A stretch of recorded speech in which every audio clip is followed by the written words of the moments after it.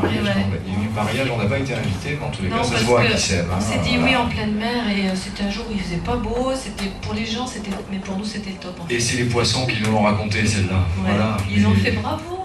Exactement. Puis on saluera, on remerciera Marie et Morgane de sortir de leur cadre de salariés de la Sodéal pour être dans un accueil un peu plus sympathique et convivial dans cet espace.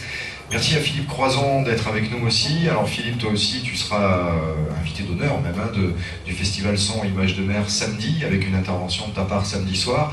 Et tu es le parrain de l'édition 2014 de ce Salon Nautique, 15e édition. Merci de ta présence avec nous, même si on ne va pas rester longtemps, et toi et moi, puisque, mesdames et messieurs, je m'excuse de fausser compagnie pour aller interviewer Philippe Croison. On ne peut pas faire l'interview à l'intérieur, on ne voudrait pas... On présentera le film Nagé au-delà des frontières, 52 minutes, donc il sera diffusé avant l'échange avec le public. Voilà, ça tombe bien. Donc, vous avez compris que vous participez là, pendant un moment, à ce qui va être le prélude de ce qui vous attend samedi soir, parce que vous serez là, samedi soir, au Palais des Congrès, justement. Sophie, Michel, je vais vous laisser nous faire embarquer sur votre aventure. Encore que l'aventure, c'est la définition de l'aventure, c'est ce qu'on ne connaît pas. Je parle à l'aventurier des déserts que tu étais et l'aventurier de la mer que tu es encore aujourd'hui. On est d'accord sur le fait que l'aventure, c'est ce qu'on ne connaît pas. Et pourtant, vous la connaissez bien, la mer, à travers ses sons et ses images. Sophie et Michel, Franck. Merci, bonjour à tous. Donc, une petite présentation de notre association Terre Marine, pour commencer. Michel ? Oui, rapidement, l'association Terre Marine est agatoise. C'est une association qui a vu le jour en 2011 et qui travaille sur tous les gros problèmes de pollution en Méditerranée. Donc, vous êtes du Cap Ouais, non, peut-être, non plus. Bon, bah écoutez, de toute façon, d'abord, on est ravis de vous accueillir, hein, et puis on va essayer avant tout de faire une petite aparté, effectivement, sur la pollution en Méditerranée, mais de manière, on va dire, agréable. Et puis après, ce qu'on aime bien, nous, c'est de créer de l'échange, hein, quoi, surtout. Donc on essaiera un petit peu discuter avec vous. Donc pour ça, effectivement, donc, Sophie, mon épouse, effectivement, donc, qui est professeure d'éducation nationale et puis qui est une spécialiste, effectivement, des mammifères marins, des cétacés, donc baleines de feu. Voilà, donc c'est vrai que Terre Marine, elle a à cœur aussi, au-delà de ça, de mettre en lien les découvertes scientifiques. Tu voulais dire quelque chose ? Ah, excuse-moi, oui, c'est vrai. Je suis partie. Donc c'est vrai, Michel. Donc mon époux qui, lui, est capitaine, professeur de voile, qui a un master en sciences de la mer et qui construit ses bateaux. Donc c'est vrai qu'on vous présentera peut-être tout à l'heure le gros bébé qui est là, qui s'appelle le Sea Explorer, qui n'est pas très loin d'ici. Et c'est vrai que je disais que l'association, c'est vraiment aussi... un travail de médiation. Aujourd'hui, on est dans quelque chose qui monte en puissance, qui s'appelle Science-Société. Donc, il y a des personnes qui ont envie d'apprendre, qui ont envie de comprendre, qui deviennent des ambassadeurs. Il y a des scientifiques, eux, qui font de la recherche, qui comprennent un petit peu mieux les choses de façon ciblée. Et aujourd'hui, tout ça, nous, on le met en lien. C'est-à-dire qu'on crée du lien sur nos bateaux.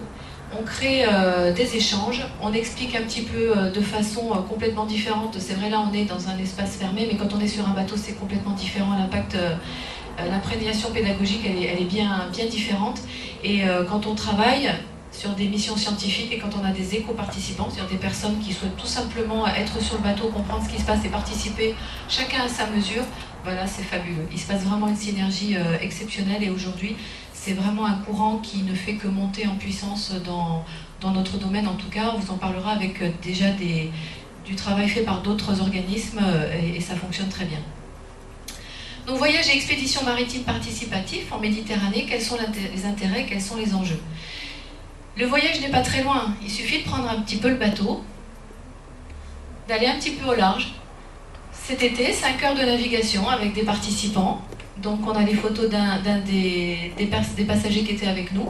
Et voilà, un groupe d'une vingtaine de dauphins. C'était des Tursiops trincatus, donc le grand dauphin de Méditerranée, qui étaient en train de se nourrir. Hein. Donc ils étaient en train un petit peu en chasse. Et là, la magie s'opère. Hein. C'est vrai que plus personne ne parle, tout le monde regarde, essaye de trouver le meilleur angle.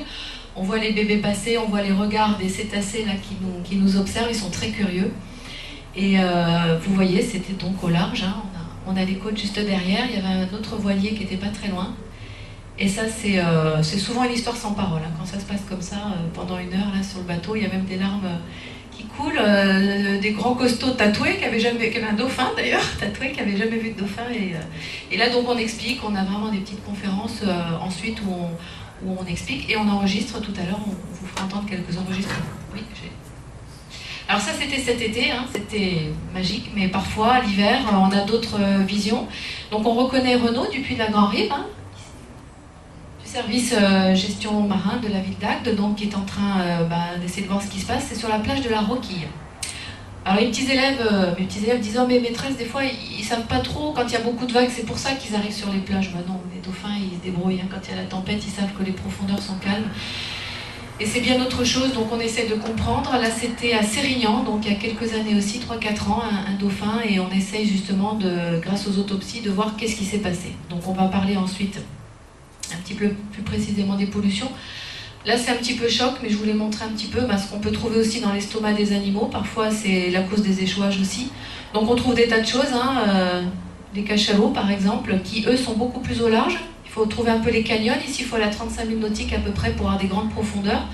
Là où le cachalot va sonder, donc il plonge, il reste 50 minutes en apnée en moyenne pour manger le calamar géant, par exemple. Des fois, c'est 81 kg de plastique dans leurs estomacs. On a un rorqual comme ça, hein, qui avait été échoué près de Toulon il y a quelques années. Alors, du plastique, des bouts de ficelle, des petits bouts de tissu, il y a des tas de choses.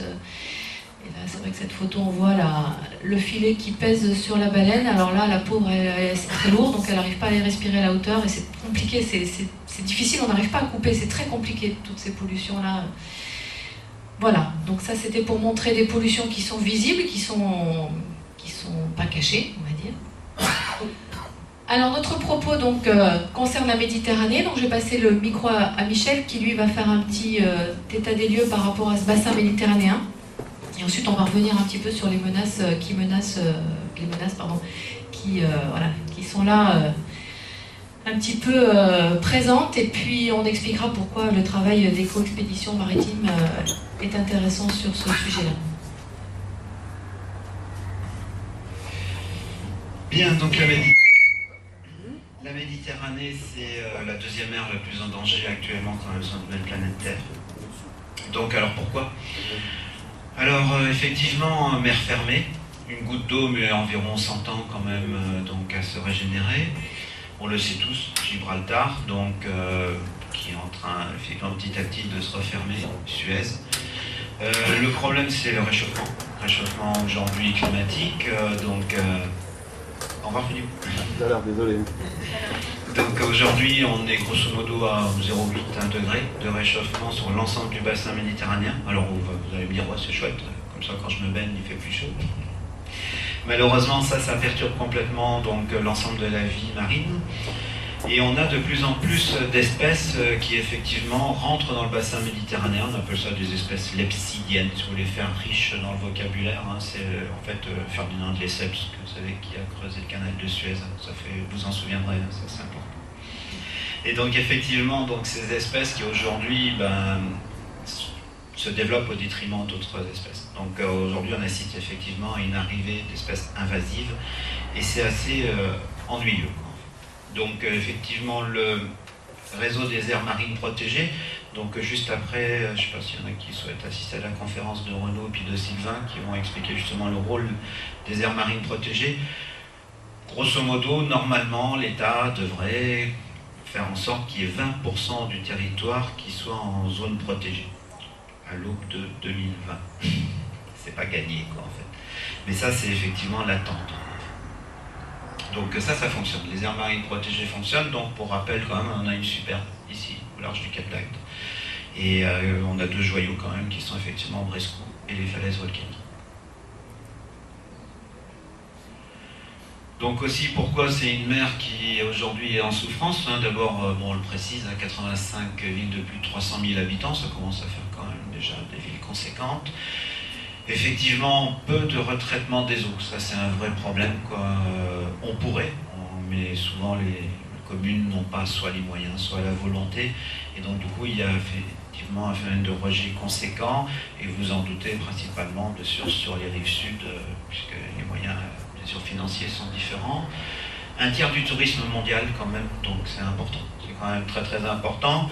La Méditerranée, c'est grosso modo 0,7%, vous voyez, de l'ensemble des planètes à travers les mers et océans du monde, hein, c'est pas beaucoup, mais ça représente pas loin de 32% de la biodiversité mondiale. Donc on voit bien que la Méditerranée est vraiment un microcosme et puis qu'elle est un joyau à protéger.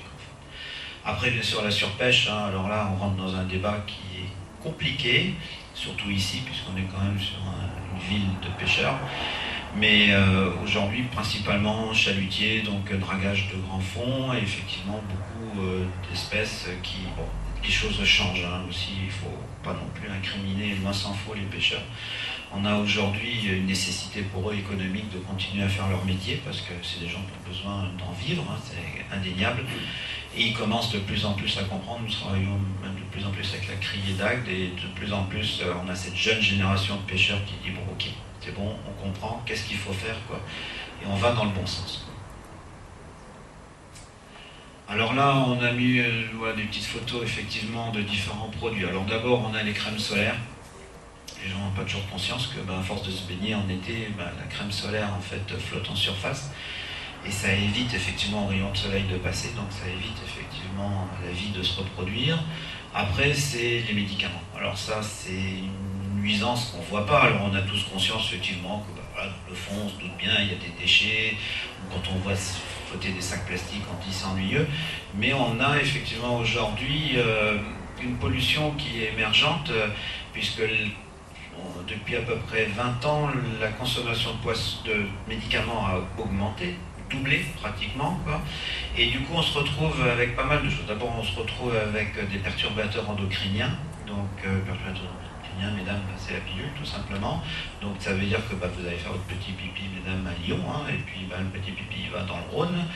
Et puis lorsque tout ça arrive en mer, et ça a comme conséquence de féminiser les poissons. Donc on n'a pas toujours idée de ça, et on a de plus en plus aujourd'hui de poissons femelles. Après on va trouver des antibiotiques, hein, des antidépresseurs. Je pense pas que les poissons aient vraiment besoin de ce type de molécules. Hein. Donc ça c'est ennuyeux parce qu'on ne sait pas comment faire. C'est-à-dire que voilà, c'est là. Et il faut essayer de trouver des solutions. Mais alors comment filtrer ça? Après, bien sûr, ce qu'on appelle les POP, quoi, les polluants organiques persistants, donc effectivement c'est tout ce qui est pesticides, tout ce qui est nitrate, enfin tout ce qui est chrome, zinc, nickel, etc. Avec beaucoup de molécules qui ont été interdites, hein, qui aujourd'hui sont traitées, mais on paye un petit peu le passé, quoi, en fait. Donc le principe aussi, bien sûr, du cycle de l'eau, alors souvent les gens me disent, ouais, c'est les plaisanciers, ils jettent tout, c'est pour ça que la mer est polluée. Non, 85% de la pollution en mer, ça vient de la terre. Pourquoi? Parce que bien sûr, c'est un versant, quoi, donc les pesticides, hein, ici on a quand même une région viticole forte, hein, et donc tout ça, avec le ruissellement des eaux, ça finit bien sûr en mer. Et puis après, bien sûr, c'est les cours d'eau. Là, on a bien vu dernièrement avec les crues de l'Hérault, on a fait des relevés justement quand il y a eu ces crues, à proximité de l'Hérault, donc on a fait des photos, des prélèvements, et il y avait littéralement une soupe de plastique, quoi, en fait, qui était à la sortie de l'Hérault, quoi. Et puis, bon, bien sûr, les hydrocarbures, alors ça c'est énorme, puisqu'en fait, on ne devrait pas le dire, hein, mais c'est les dégazages qui continuent, hein, on sait tous que ça devrait être interdit. Et après, bien sûr, aujourd'hui, on est quand même sur pas loin de 200 000 tonnes quand même de carburant, d'hydrocarbures qui sont rejetés chaque année en mer Méditerranée. Après, c'est le trafic maritime. Trafic maritime, pareil, la Méditerranée, c'est un tiers du trafic maritime mondial. Donc c'est quand même conséquent, avec beaucoup de pétroliers. Donc on est un petit peu assis sur un bâton de dynamite. Hein. La moindre conséquence peut être dévastatrice pour notre belle Méditerranée. Voilà, beaucoup de bateaux, beaucoup de gros bateaux. Donc après, bien sûr, notre cœur de métier, Sophie vous en reparlera, c'est aussi la protection des mammifères marins. Donc là, on va aussi dans le bon sens. Hein. Aujourd'hui, on est en train de développer un système qui s'appelle le REP7. C'est-à-dire que tous les gros bateaux vont être obligés en temps réel de donner la position, effectivement, de mammifères marins pour éviter, bien sûr, les collisions entre les bateaux et puis donc les cétacés, en fait. Juste une petite aparté, là, c'était donc une Nathalie Di Meglio qui travaille pour Eco-Océan Institute, avec lequel nous sommes partenaires, qui a travaillé pour le GS3M, donc justement sur le secteur des Pélagos. Donc ça c'est une étude qui est assez ancienne, elle a 12 ans, mais on voyait déjà le trafic juste sur un été, qui a été initié justement pour donner des informations sur ces fameuses mises en place de systèmes anti-collision. Là on a pas mal de chiffres, là j'avais mis ça un petit peu pour... Oui, c'est juste pour voir effectivement le nombre de tonnages qu'il peut y avoir. Bien, alors ça c'est le cas particulier du plastique. Alors le plastique, le plastique, qu'est-ce qui se passe 50 ans, grosso modo, hein, avant on ne parlait pas de plastique. Donc mondialisation, tout le monde connaît bien sûr ce matériau. Pendant des années on croyait que c'était une matière inerte. Il n'y avait pas de souci. Il s'avère que bien sûr tout ça finit dans la mer, souvent, le vent, le cours d'eau, comme on l'a dit. Donc il y a une dégradation des sacs plastiques, c'est indéniable. Il y a une volonté, hein, tout le monde le sait, les grandes surfaces aujourd'hui de plus en plus interdisent les sacs plastiques. En 2016, il va y avoir aussi l'interdiction des sacs plastiques à usage unique, soit ce petit sac plastique que vous utilisez pour acheter les légumes, là, c'est tout fin. Donc du coup on va dans le bon sens. Le problème c'est que tout ça arrive en mer, ça se dégrade. Donc ça se dégrade jusqu'à un certain point. C'est-à-dire que, grosso modo, ça finit en micro-particules de plastique, 0,5 mm, on va dire, et là, ça stoppe. Là, 400, 500 ans pour arriver effectivement à une dégradation complète. Et là, qu'est-ce qui se passe? Ces micro-particules de plastique sont ingérées par les poissons. Donc, du coup, les poissons les confondent avec le plancton. On connaît tous le plancton, parce que les baleines mangent, souvent les gens me disent on connaît ça. Donc du coup, par effet de bioaccumulation, c'est-à-dire le petit poisson qui mange le plus gros, etc. Et nous, au final, le plus gros qui mange le petit. Excusez-moi.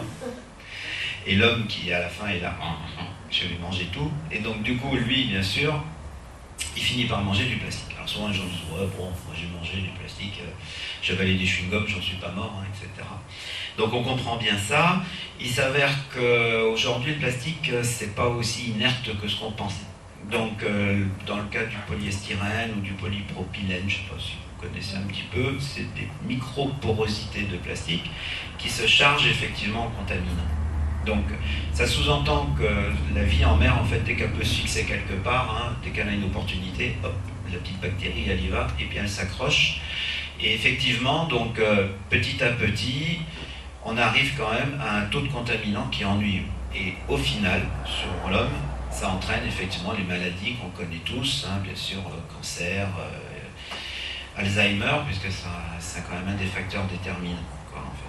Donc nous, notre boulot, on vous l'expliquera un petit peu après, c'est d'essayer justement de comprendre quels sont les contaminants, comment ils sont véhiculés, et après on travaille avec des laboratoires qui les analysent.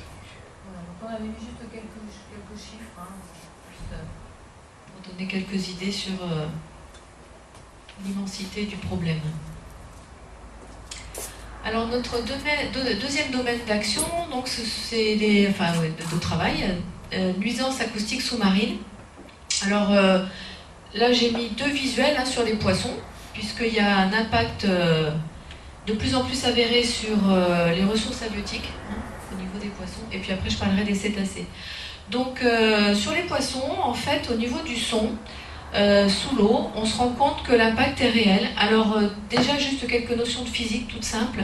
La propagation du son sous l'eau est très très rapide. La célérité, en fait, la vitesse de propagation du son, elle est de 1230 mètres par seconde, excusez-moi, au lieu de 340 dans l'air. Voilà, donc ça va très très vite, c'est un phénomène physique. Donc c'est vraiment une onde qui se propage.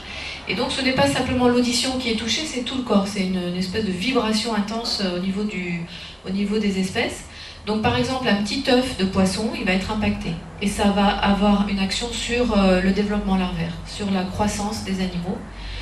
Ça, c'est un travail que nous faisons en partenariat avec le CEFREM, donc c'est le Centre de recherche des écosystèmes marins, qui est pas très loin d'ici, avec le professeur L'Enfant, donc qui travaille vraiment sur ces corrélations. Ce qui concerne les cétacés, alors là c'est encore plus compliqué, parce que bien sûr que l'impact sonore concerne tout son corps. Quand il est faible, c'est pas très dangereux. Quand il est très très fort, quand on parle de prospection géosismique par exemple, c'est 285 décibels. Là, c'est le cerveau qui implose, c'est une très très forte pression. On a vraiment des hémorragies internes sur les animaux. Et il y a quand même beaucoup d'échouages qui sont dus à l'industrialisation des océans, c'est comme ça qu'on dit. Sinon, au niveau de l'audition pure, il faut savoir qu'il y a un brouillard acoustique moyen sur toutes les mers et les océans qui est de 55 décibels. C'est beaucoup 55 décibels. Pour vous donner un ordre d'idée, la fatigabilité auditive, c'est vraiment un seuil qui ensuite est un peu critique pour nous. Au bout d'un moment, on ne supporte plus. C'est 65 décibels. Donc 55, c'est beaucoup. Et les animaux ne peuvent pas échapper au son. Où qu'ils soient, ils sont dans l'eau. C'est leur milieu, c'est leur chambre, c'est leur cuisine, c'est leur route, c'est tout pour eux. Donc ils sont emprisonnés en quelque sorte dans ce phénomène acoustique. Les animaux ont besoin du son, alors spécialement les cétacés, mais une vingtaine, 20-25 poissons, on a référencé 25 espèces en l'état actuel des connaissances, qui vraiment utilisent le son aussi pour se diriger, pour trouver son partenaire sexuel. Les cétacés également, donc les baleines dauphins, eux, ont vraiment un système d'écholocation, donc ils produisent du son. Alors leur tête, ça s'appelle le melon. Donc le melon, c'est vraiment une loupe acoustique qui va projeter le son. Et ensuite, comme pour les chauves-souris, si vous connaissez un peu le système, quand le son rencontre une barrière rocheuse, un banc de poisson, ça leur revient et ils traitent l'image de façon très spécifique. C'est le système des wavelets en anglais, des ondelettes. C'est un traitement de l'image en plusieurs dimensions. On n'a pas toutes les données sur ce traitement-là, mais on sait que de toute façon, le son est vital pour se diriger, pour trouver sa nourriture, pour assurer la cohésion sociale du groupe, pour assurer aussi l'éducation des jeunes. Parce que chez les dauphins, par exemple, il y a des comportements qui sont acquis, qui ne sont pas forcément innés. Donc il y a une véritable éducation. Jusqu'à 4 ans, les bébés dauphins apprennent, ils sont en apprentissage et ils apprennent grâce au son. Les cétacés communiquent énormément. Donc à partir du moment où il y a du bruit, c'est un peu comme dans une fête foraine, on s'entend mal, c'est fatigant au bout d'un moment, ça peut faire peur, il peut y avoir du son voilà, un petit peu plus impressionnant pour eux, ça va donc séparer les tribus, séparer les bébés, donc des parents. Et là, on va vous faire écouter quelques enregistrements qu'on a pris cet été, donc ici, au large du Cap d'Agde.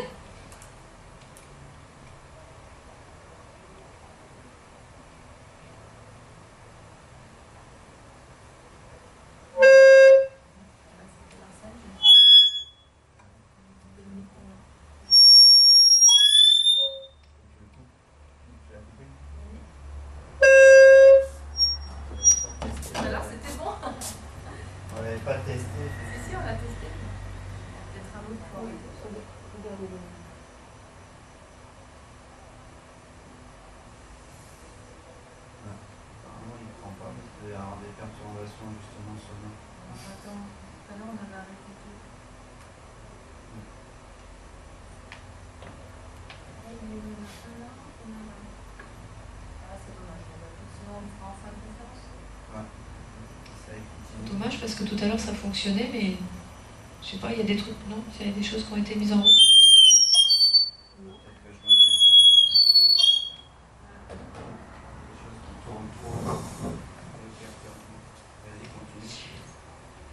Donc il y a quand même beaucoup d'échouages de cétacés qui sont présumés être dus donc à cause du son. Voilà, du bruit de plus en plus prégnant. Alors il faut savoir que... Ah. C'était fermé tout à l'heure.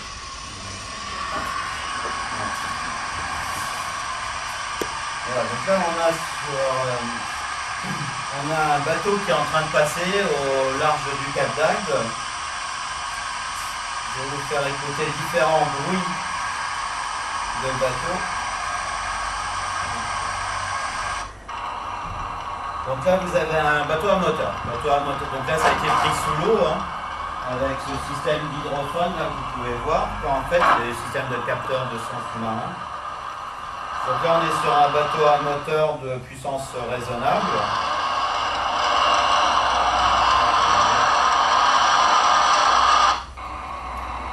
Là on est sur un plus gros bateau.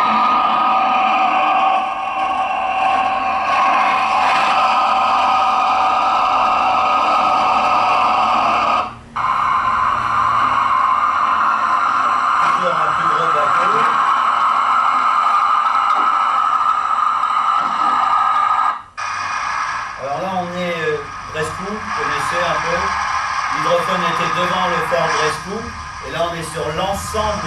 qu'on peut entendre, c'était une journée du mois d'août, un samedi du mois d'août. Donc vous voyez le Capharnaüm. Alors parfois, ce qui est étonnant pour les passagers, enfin les personnes qui nous accompagnent sur le bateau, qui observent et qui écoutent, c'est parfois ils nous disent mais il est où le bateau? Des fois il est très loin et nous on entend très très bien. 1230 mètres secondes quand toutes les conditions sont réunies pour qu'il n'y ait pas de mur phonique, c'est impressionnant en fait.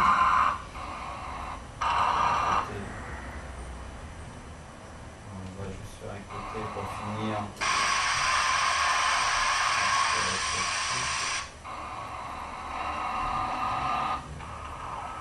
Souvent on me dit les jet skis, donc voilà, ça c'est le bruit d'un jet ski, juste pour vous donner une idée, vous voyez.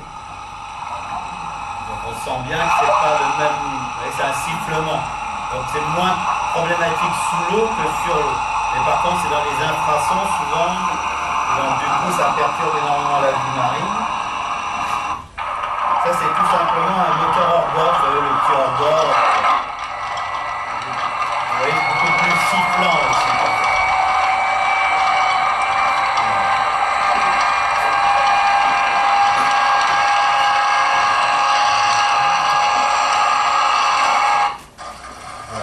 C'est tout simplement quand tout va bien.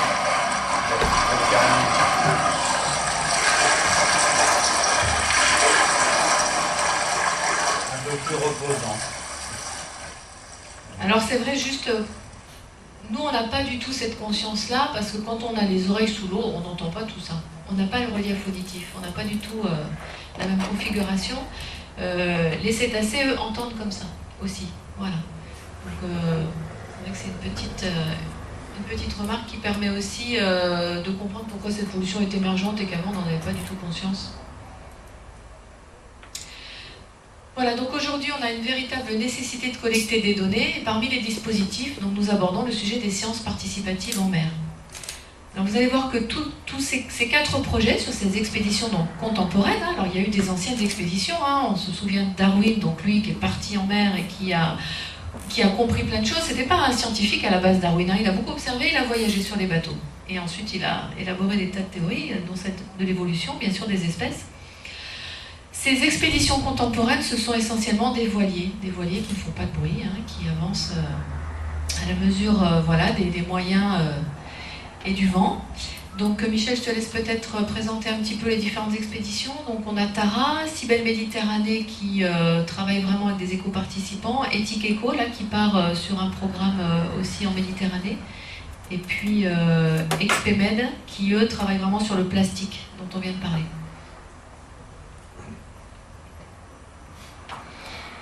Bah écoute, t'as déjà tout dit quoi. Donc Tara, alors je sais pas, vous connaissez Tara? Ouais. Ça va? Vous êtes plaisancier quand même? Ouais. Ouais, vous avez un bateau au Cap, non? Un peu? Ouais. À proximité? Ouais. Vous naviguez aussi? Ouais, comme ça, là, ça me permet de me situer. Donc effectivement, Tara, Tara aujourd'hui, hier ils sont sortis de Méditerranée, ouais, puisqu'ils ont fait une grande campagne quand même pendant 6 mois.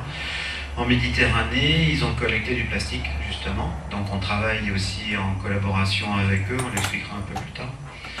Donc Tara, c'est Agnès B derrière, hein, donc il y a des moyens que nous n'avons pas.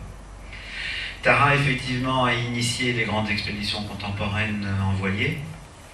Souvent, les expéditions, on connaît tous les bateaux de l'Ifremer, etc. Et Tara est arrivée en disant, voilà, nous on propose autre chose, hein, avec effectivement la pratique de la voile, et puis donc quelque chose de beaucoup plus doux en termes de collecte. Ils sont partis effectivement sur 2 grandes campagnes de plancton, avec des stations qu'ils ont réalisées, c'est-à-dire les stations où ils font du prélèvement, comme ça un petit peu autour de la belle planète mer. Ils en ont, je sais pas, pour une trentaine d'années, effectivement, de collecte pour essayer de comprendre un petit peu ce qui se passe au niveau du plancton. Donc le plancton, important, le plancton, hein, c'est lui qui vous fait respirer, quoi. 60% aujourd'hui de l'oxygène qu'on respire sur Terre, c'est le plancton. C'est pas, les gens souvent pensent que ce sont les forêts, etc., mais principalement c'est le plancton. Après, Cybèle Méditerranée qui est montpelliéraine et qui propose des sciences participatives en mer aussi, ils emmènent le grand public et ils travaillent sur du référencement de dauphins, de baleines. Medexpé qui effectivement travaille que sur le plastique et Eco Odyssée, là, Ethic Eco, qui travaille aussi sur les sons. Alors là, oui, on présente quand même notre expédition. Donc, vous connaissez ce bateau là qui est à la sortie du port, le gros catamaran en alu.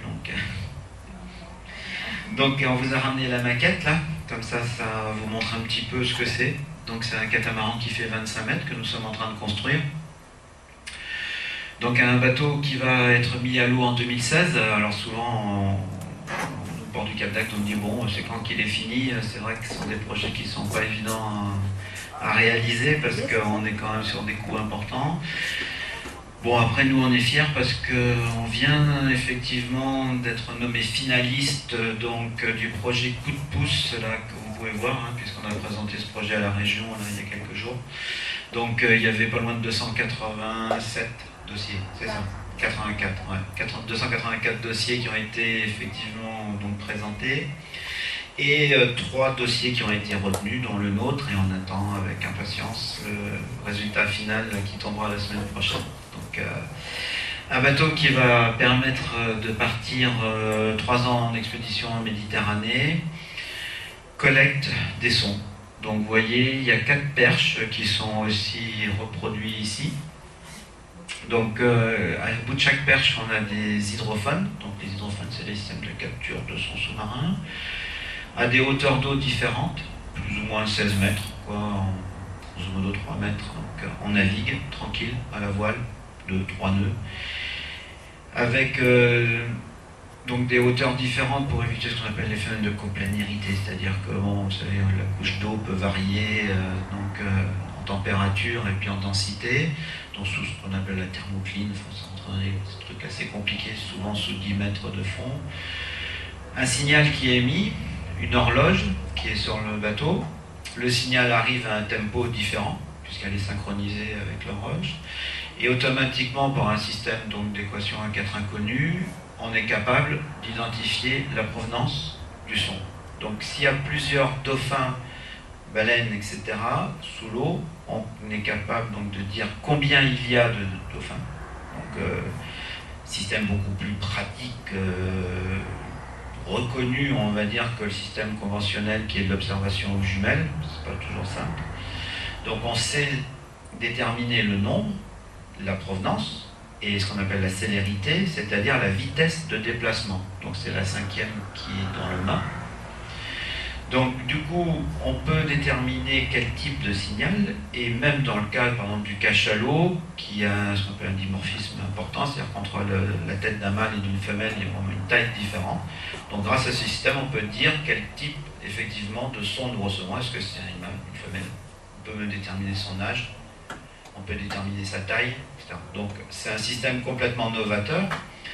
On est les seuls au monde à le faire, donc on se fait de l'autocongratulation tous les matins devant la classe avec Sophie, on est fiers. Donc du coup, voilà, on travaille avec le professeur Hervé Glotin, on vous expliquera peut-être un peu plus loin. Donc ça nous permet effectivement donc, de transmettre aussi aux villes touristiques tout ce qui est son, donc les nuisances sonores, on peut faire des relevés comme ça. On peut bien sûr comprendre la richesse acoustique, on peut mieux comprendre la communication chez les cétacés, donc ça c'est plus le travail de Sophie. Et automatiquement on peut mieux comprendre effectivement les problèmes de pollution sonore et le lien aussi, c'est pour ça que la région est intéressée par notre travail, c'est qu'on peut mieux comprendre les stocks halieutiques, puisque dans la région Languedoc-Roussillon, on a une provenance et une quantité de poissons importantes. Voilà, professeur avec Glotin qui suit notre travail. Le deuxième travail que nous opérons, donc là c'est un filet qui est mis derrière le catamaran, c'est un filet de surface, donc on récupère des micro-particules de plastique, comme on vous l'expliquait tout à l'heure.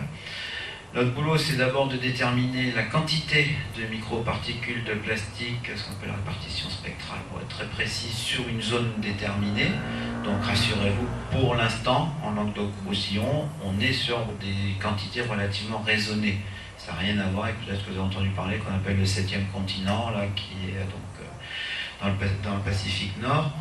Donc nous, on collecte, on définit avec un volumètre la quantité effectivement d'eau qui est passée dans le filet, et on met tout ça dans des petites éprouvettes et on envoie tout ça à 2 professeurs, le professeur Jean-François Gillaume qui est actuellement sur Tara, qui travaille au LOMIC, le laboratoire océanographique microbien, donc lui son boulot c'est de dire voilà, aujourd'hui dans telle particule de plastique il y a tel type de contaminant.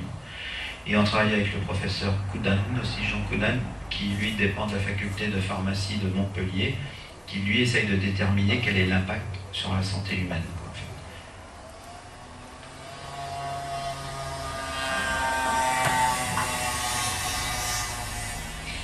Voilà, donc là j'ai fait un mini-mélo de travail qu'on peut faire tous ensemble, puisque l'intérêt c'est vraiment que les personnes viennent sur le bateau, profitent d'une balade, comprennent, grâce aux ateliers, à tout ce qui est mis en place sur le bateau. Le fait qu'ils payent leur sortie permet aux équipes scientifiques justement d'avoir un outil qui sera complètement adapté pour leur mission. Alors les 2 campagnes qu'on vous a présentées, donc microparticules de plastique et le son, c'est vraiment ce qu'on fera toujours sur le bateau, ce sera notre programme à nous, qui est bien sûr en collaboration avec les laboratoires et les scientifiques qu'on a cités tout à l'heure, et d'autres. Et c'est là que ce projet entre dans l'innovation sociale et qu'on peut prétendre à des concours comme celui qu'on a passé donc lundi et d'autres.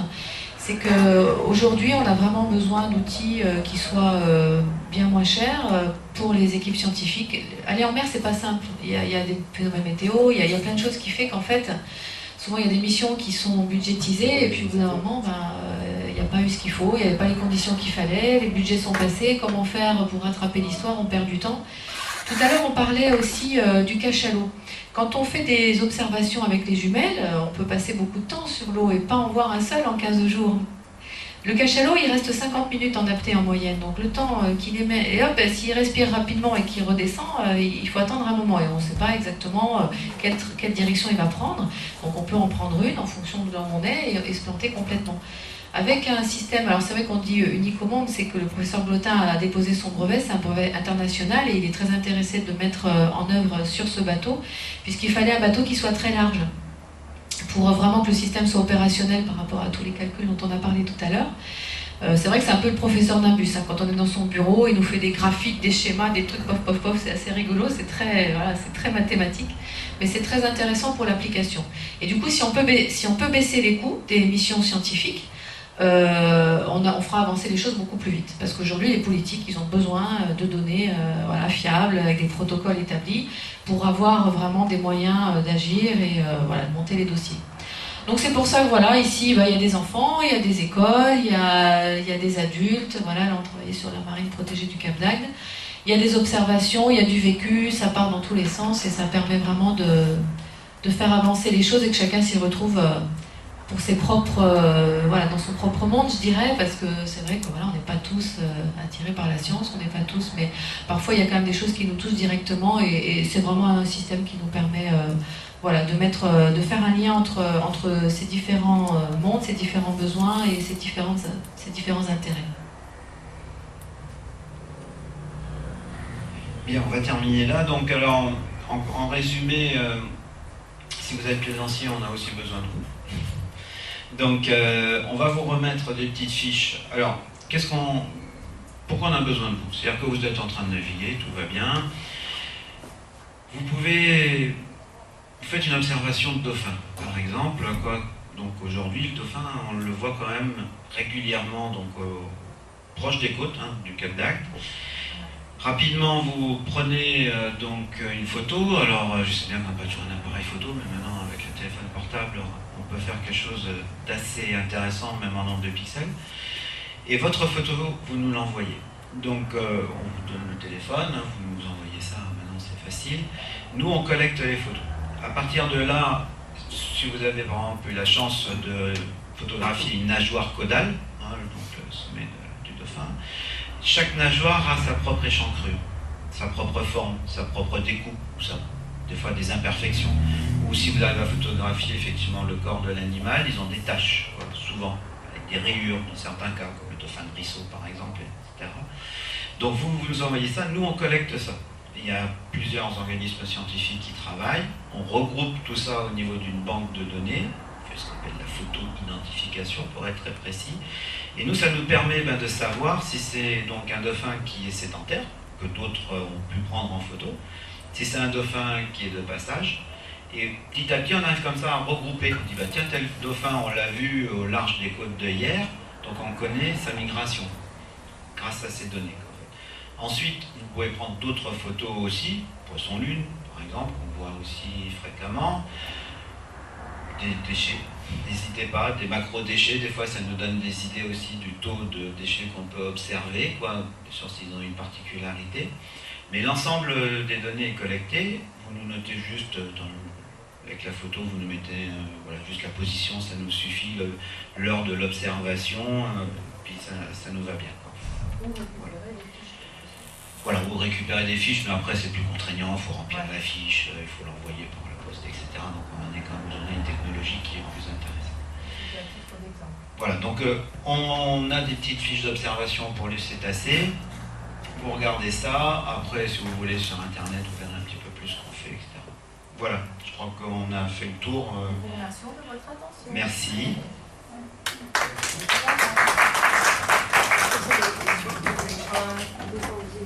Et surtout, on suis à votre disposition pour des questions éventuelles.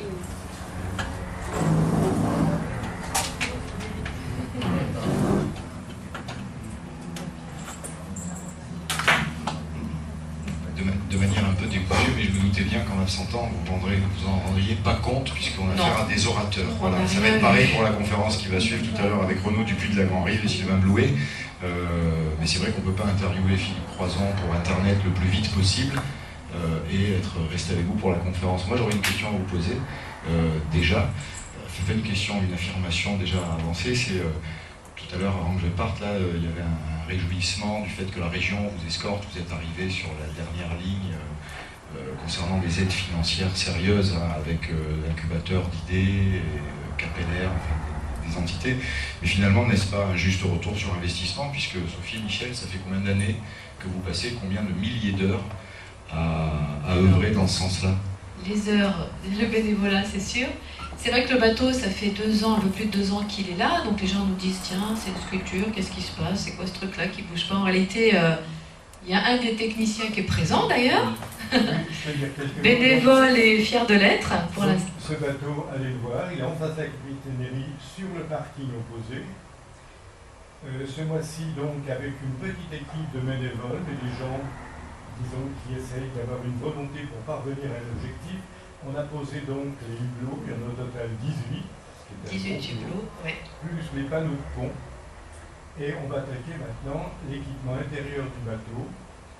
On va travailler, disons, les mois d'hiver, et puis théoriquement, enfin, il y a quand même un programme de travail qui devrait faire qu'en 2016, tout soit opérationnel. Voilà, mise à l'eau 2016, il y a déjà des équipes qui nous ont dit on a une mission sur les requins, ça c'est Regard du Vivant qui seront présents pour le CIM, le Festival Son Image de Mer. Ils ont aussi leur livre, enfin ils vont présenter plein de choses. Ils ont dit voilà, nous on a une expédition prévue en 2016, c'est l'outil idéal.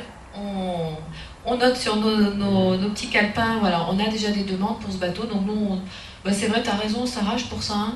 2016, quand on le dit, ça paraît très loin, mais je vous rappelle que c'est dans à peine plus d'1 an. C'est vrai.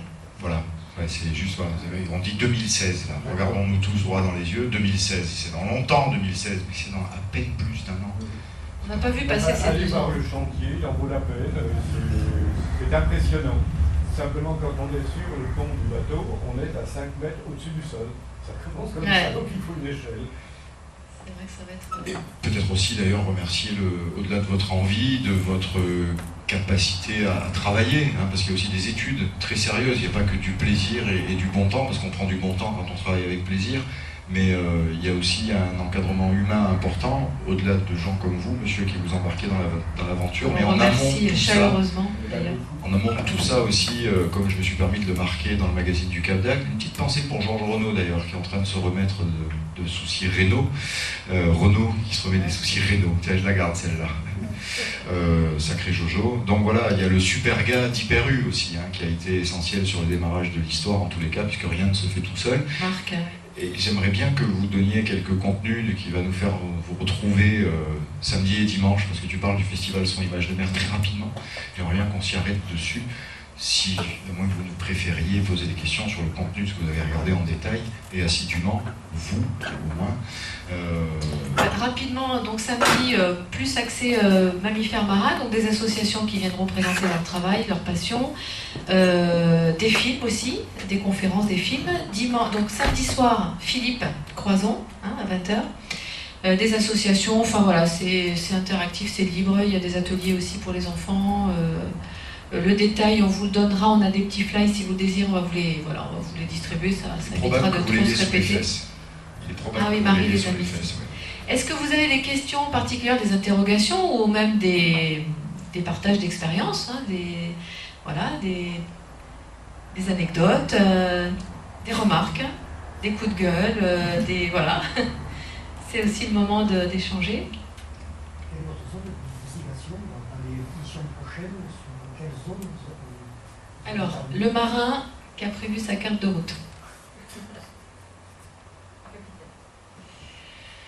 L'ensemble de la Méditerranée.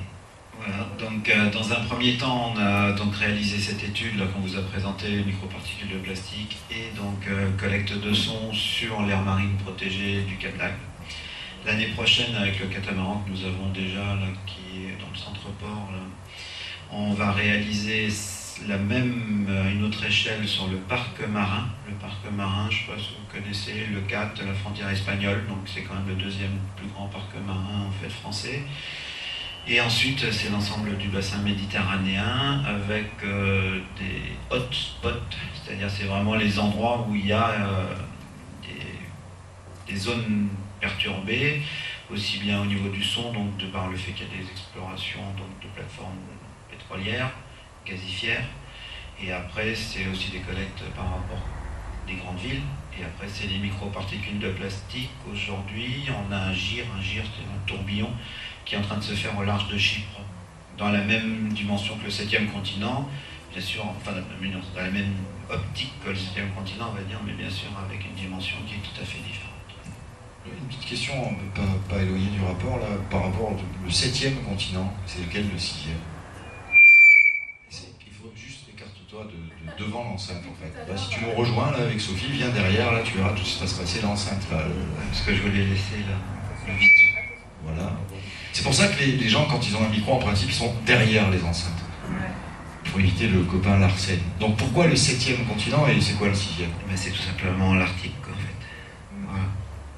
Donc on a 5 continents et après l'Arctique.